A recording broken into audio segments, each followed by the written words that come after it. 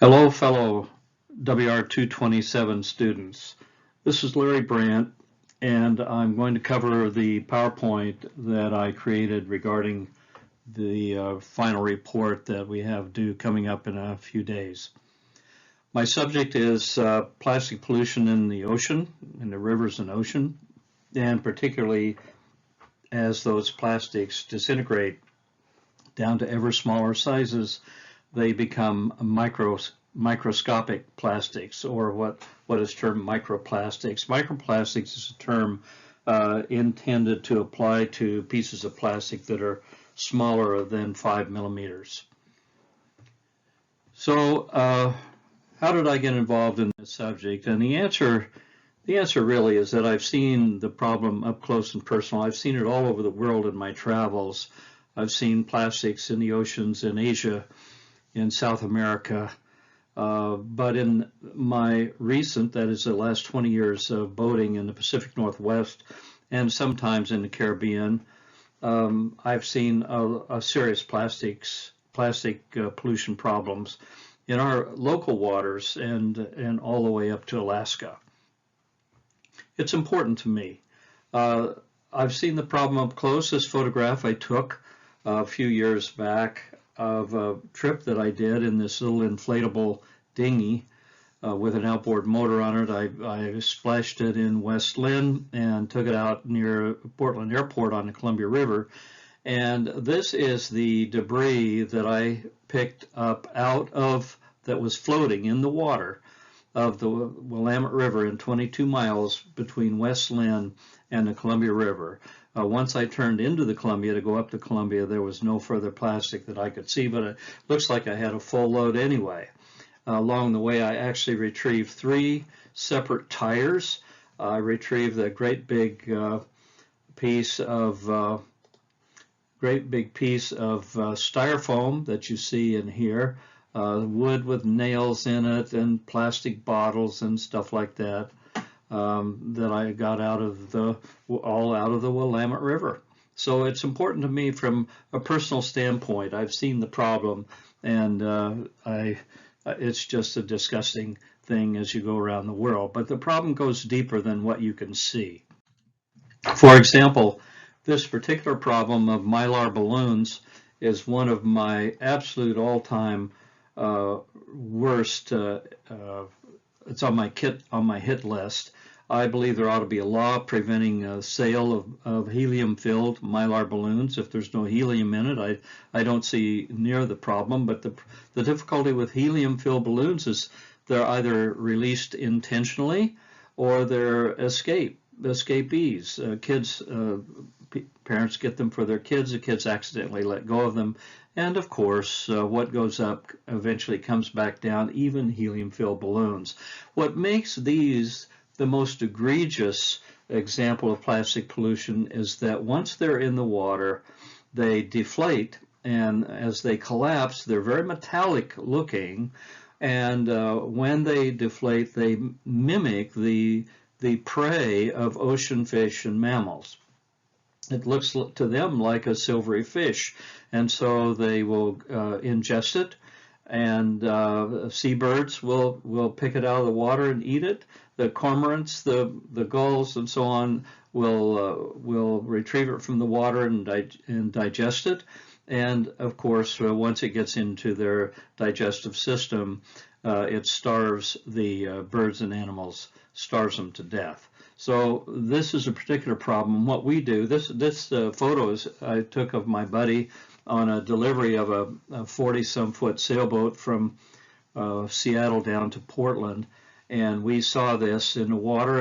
And what is the process in our boat and also on this guy's boat? We do an automatic crew overboard rehearsal maneuver. We go over and we assume that it's a person in the water, and we do what we have to do to get over to it, and then we retrieve it, and of course at the next dumpster that we see, we get rid of it in a fashion that keeps it out of the water. My research process. I have, for several years now, had a subscription to the online journal Nature. It's not the total magazine, but it's It's an abbreviated online version that has peer-reviewed science topics covering a wide array of subjects, by the way.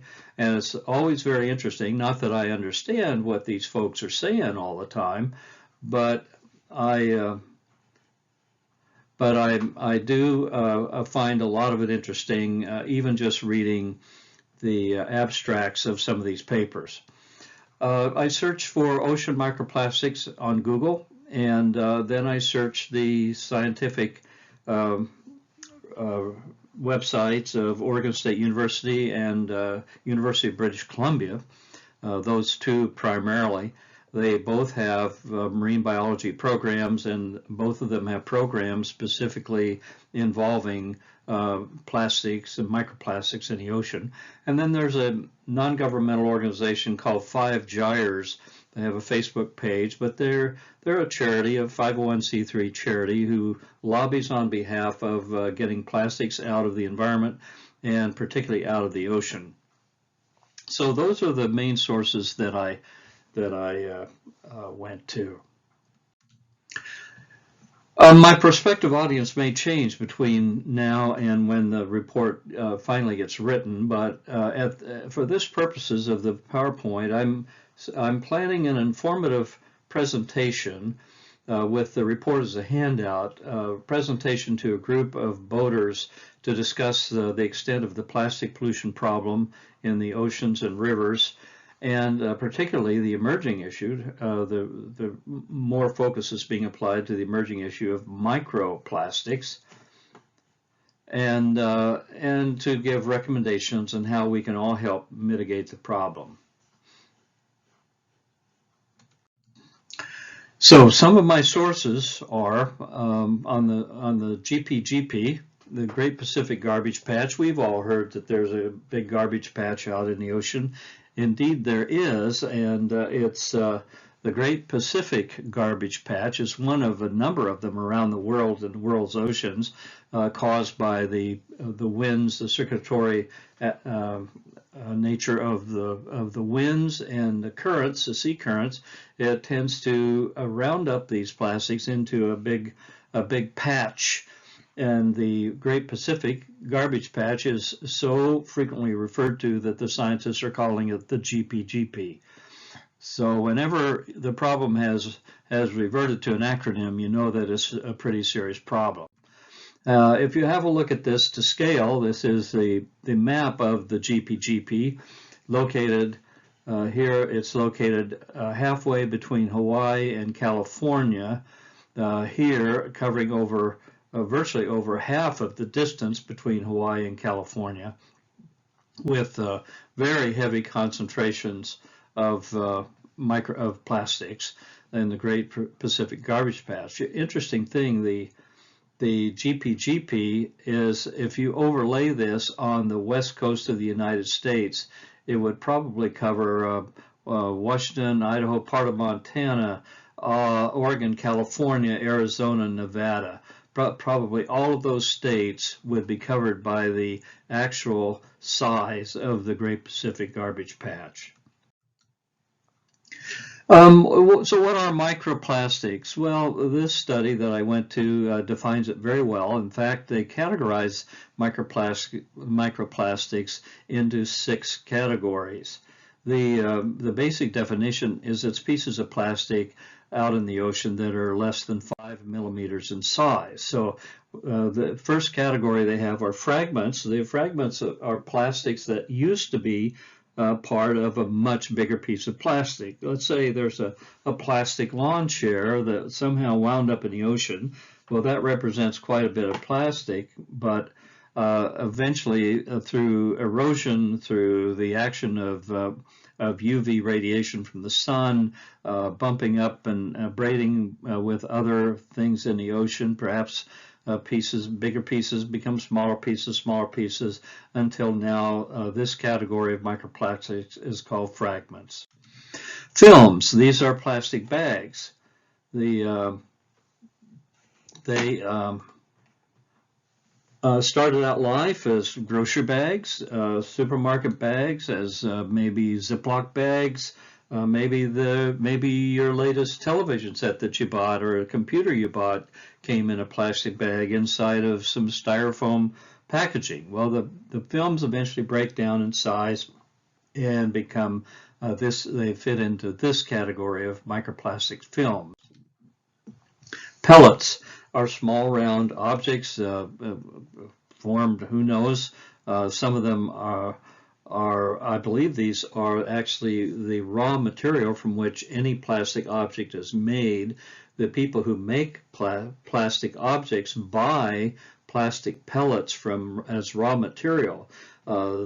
Recently, like in the last year or so, there was a freighter that somehow sank off the coast of India, I believe, that was filled with these things and causing untold damage to the environment when trillions of these small plastic pellets got lost out in the ocean. Plastic granules, similar to the pellets, but these are just abraded down into this granular size. Fibers, plastic fibers. Cigarette filters, for example, are plastic. Every cigarette filter that you see on a parking lot or a sidewalk or in the gutter, that filter is going to be washed down in the drainage system and eventually goes straight out into the ocean and becomes a fibrous material when that filter disintegrates. And the fibers from cigarette filters have the added issue of being covered in a very toxic substance from having had all the cigarette smoke run through it. But a major source of fibers out in the ocean, rivers, is the fleece, the plastic clothes that we wear. That fleece jacket, that fleece sweater, pants, anything nylon, rayon, but any fleece. I know fleece is very warm and it does a super job, but fleece jackets, fleece sweaters are indeed plastic. And the major source of fibrous materials like this is from washing. They get washed out when they go through your washing machine at home. Your washing machine does not have a filter for such tiny plastics, and they go out into the drainage system. The wastewater treatment plants in Oregon City, Westland, they don't have a way to filter out anything of this size. So these fibers, plastic fibers, go right on through into the Willamette River and therefore out into the ocean. And the sixth category, of course, is the ever-present styrofoam, from cups, from ice chests, from the buoyancy that goes under boat docks to help keep the boat docks up. When these big chunks of styrofoam, or even small chunks like a basic styrofoam coffee cup, winds up in the ocean, the UV and the actions of the ocean itself break them down, and they become smaller pieces and become microplastics. Other sources that I used on airborne microplastics here that are carried by upper winds, the winds aloft to the most remote part of the planet. There's no part, even on Everest, there's no part of our planet that does not have some population of microplastics in it or on it. Other sources I had here were microfibers in the ocean, a global characterization, and then it turns out that there's a study in snow from the Alps to the Arctic. This is a European study. They sampled snow in the European Alps and all the way up into the North Arctic, north of Sweden and Norway and Russia, and they found the presence of microplastics in snow samples. So as I said before, there's no place on the planet that is free of the microplastic pollution. One of the ways that we sample for microplastics is by dragging a net, a trawl it's called, through the ocean water at a specific speed, typically It might be 2 knots. That's the 2 nautical miles per hour. That's about 2.5 miles per hour. And then we capture all of the stuff that the trawl net gets and wash it down carefully with pure water, wash it down into a sample jar, which is later analyzed in a lab. So this Avani trawl is one of the 2 popular trawls that scientists use to take water samples. Tire wear, of all things, tire wear is a source of microplastics. Next time you drive down the freeway, look at those great big long black streaks that are probably left by some semi when he had to slam on the brakes. So you leave a big long 60-foot long streak of rubber on the highway. That plasticized rubber is going to disappear. A year from now, when you drive there, that black streak's no longer there. So ask yourself where it went. And the place that it went was being washed by rainwater. Of course, other tires will spread it into the air, but then the pieces will get washed. The microscopic pieces will get washed into the drainage system and eventually wind up in the river. There was a global inventory of floating plastic debris done in this latter study, and it's an amazing quantity that's out there. So those are some of my sources. My net findings, the end findings, are that ocean microplastics is just a huge problem. People are not even aware of it. Most people are not aware of the microplastics problem, but it is absolutely huge. The large ocean plastics, as I gave the example of a lawn chair or a coffee cup that goes out in the ocean, large ocean pieces of plastic break down into smaller and smaller pieces. And indeed, microplastics continue to break down into nanoplastics. The nanoplastics are consumed by the microscopic sea life, the simple-celled sea life in the ocean, which are consumed by ever larger up the food chain in the ocean, and lo and behold, it winds up on our plates at home at dinner. So the land-based sources of microplastics add considerably to that. The synthetic fibers such as fleece sweaters, cigarette filters, tire wear, these sources all add up to this toxic microplastic situation out in our oceans. And these are consumed through the smallest plankton to fish to up and up to the salmon, to the marine mammals, and of course the fish that wind up on our plates are increasingly being identified as a human health risk. So the research challenge. Well, the problem I had was the huge volume of sources. I had to make some choices here, and it turned out there was so much material that I was drowning in data. I was just drowning in data.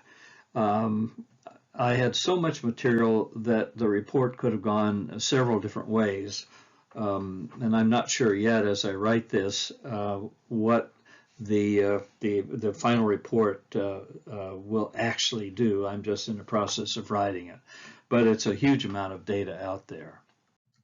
So in summary, pardon me, in summary, let me say to you that I hope this little presentation has made you aware of the serious problem of microplastics.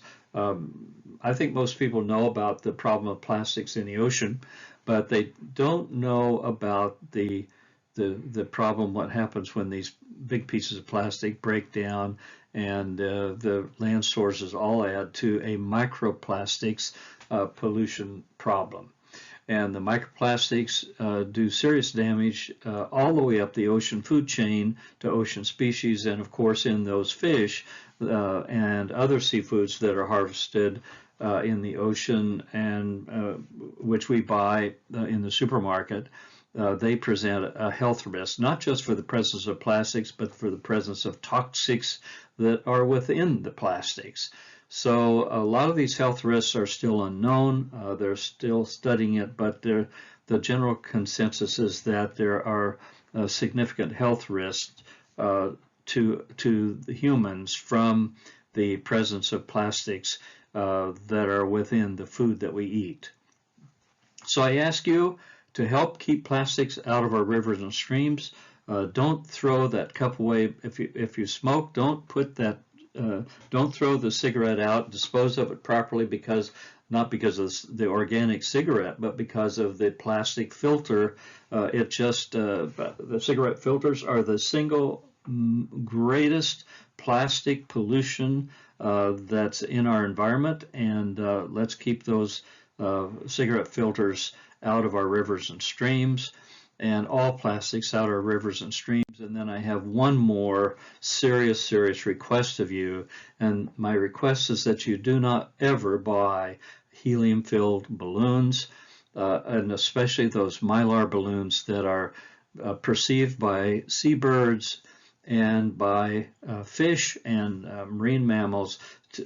They are consumed because they mistakenly perceive them as part of their prey, and they're so damaging that they should not be allowed to be sold helium-filled. No, helium, I think, is it's a nice decoration, but once they're helium-filled, they escape and or are released intentionally.